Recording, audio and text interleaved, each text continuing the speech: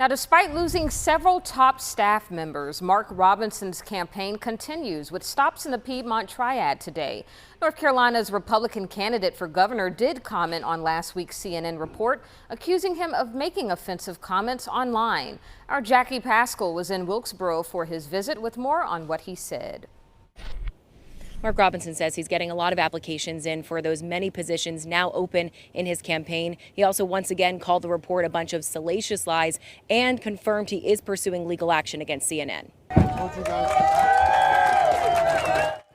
Here at this meet and greet in Wilkesboro, he has met with dozens of supporters as well as a handful of protesters, and he reiterated to all of them his campaign is not about the past, rather the future needs of North Carolina. We're here for all those people out there that are struggling to keep their small businesses open.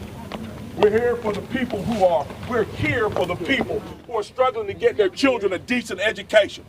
We're not here to talk about 15 or 20-year-old salacious false lies. We are here to talk about how this state can move forward.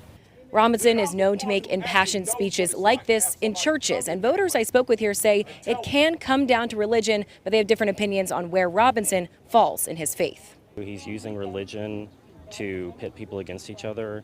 He stood in churches and said that women should not have the right to vote. He stood in a church and said that he wants the heads of his enemies. I come out to see my future governor. When he gets up to give a speech, the first thing he says, I'm going to thank my Lord and Savior Jesus Christ. That's what I like about him. He's a man of faith. And Robinson says he will continue to fight through the end on the election day, November 5th. Meantime, Robinson is polling about 10 points behind his opponent, Democrat Josh Stein. In Wilkesboro, Jackie Pascal, WXII 12 News.